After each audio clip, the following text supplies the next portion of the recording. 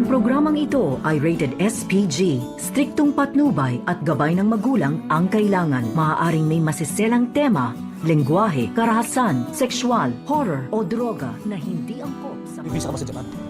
Oo, bakit? May kilala ko doon. Kaya kanya bigyan ng bagong passport at bagong identity. Bago? Narito na nga ang ating pagkabangan bukas sa abot kamay na pangarap. Agad nga na inilabas at ibinaba itong warrant of arrest para dito kay Moira. At dito naman na pinuntahan ng mga pulis kung saan ito naka-check-in itong si Moira. Subalit nagtataka ang mga pulis na kung bakit gulong-gulo itong kwarto ni Moira at tila nagmamadali nga daw umalis. At nakumpirma nga nila na wala na doon itong si Moira. At dito naman ay pinagtataka ni Giselle na hindi naman daw naka-check out itong si Moira at kung bakit nawala ito sa kwarto. At maya-maya nga ay napansin nga dito ni RJ itong si Doc Carlos Benitez at nagtaka ito na kung ano nga ba ang ginagawa ni Carlos Benitez dito sa hotel kung saan naroon itong si Moira. At agad naman nakahanap ng rason itong si Carlos upang idahilan niya dito kina Giselle at RJ. At sinabihan siya na may tumawag daw sa kanyang pasyente at kinakailangan siya sa hotel na iyon. Subalit yun pala ang pakay dito ni Carlos na tulungan nga itong si Moira at nakipagkita ito. At dito tinanong ni Carlos si Moira na kung may visa ba daw siya sa Japan.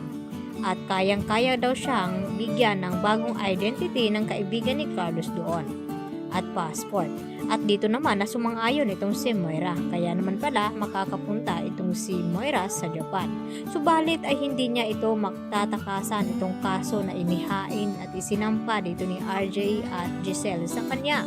Dahil naroon nga itong si Lynette at Annalyn. At makikita ni Annalyn itong si Moira doon. At yun nga ay mapagdudahan nila na ang tumulong at kasabwat ni Moira upang tumakas ay walang iba kundi itong si Carlos Benitez.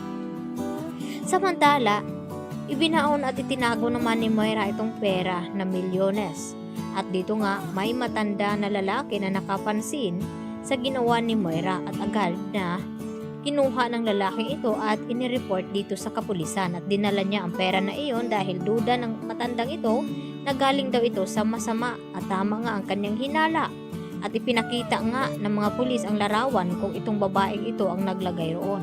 At nakumpirma nga ng lalaking ito na yun nga ang babae at kumpirmado na nga na si Moira ang nagtago sa mga perang nakulimbat niya dito kina Giselle at RJ. At hindi matatakasan ni Moira itong mga kaso na laban sa kanya. Kaya halog-hugi naman ng mga kapulisan kung saan lupalop itong si Moira magtatago at hindi niya pa rin matatakasan ang batas na para nga sa kanya. Samantala, tuwang-tuwa naman itong si Lynette at itong si Annalyn na nakarating na nga ng Japan. At kasama dito itong si Doc Lyndon Javier. At sa wakas ay makapagbanding na rin sila dito ni Annalyn at hindi isipin itong mga problema na nasa Pinas. At dito nga hindi asahan na makikita nga nila doon itong si Moira. At dahil sa nagmamakaawa nga itong si Zoe kay Carlos Benitez na siya na lamang ang matatakbuhan niya upang matulungan ang kanyang ina dahil ayaw niya raw daw makulong ito. Kaya hindi naman nag-atubiling bigyan ng tulong itong si Carlos kaya isinasantabi niya muna ang pagpunta ng Japan at manatili dito sa Pinas kung saan dinadahilan niya dito kay Annalyn at Lynette na may mahalaga daw siyang pasyente na kinakailangang iligtas at susunod na lamang daw itong si Carlos doon. At agad naman na pumayag din itong si Lynette at ganoon din itong si Annalyn dahil trabaho nga ang idinadahilan ni Carlos at mas mahalaga nga iyon. Kaya hindi na nagpatumbik-tumbik pa itong si Carlos at agad na pinuntahan itong si Zoe. At dito niya nakita kung papaano na tila nasaktan ng husto itong si Zoe sa mga nangyayari sa kanya ngayon. Kaya yan po ang ating patuloy na pakabangan mga kapuso bukas kung ano magiging kahinatnan na ngayon makukumpirma ng mga kapulisan na ang tumulong kay Moira ay walang iba kundi itong si Doc Carlos Benitez. Yan po aking karagdagan latest update at maraming pong salamat sa inyong pananatiling panonood dito sa aking munting channel. Bye-bye!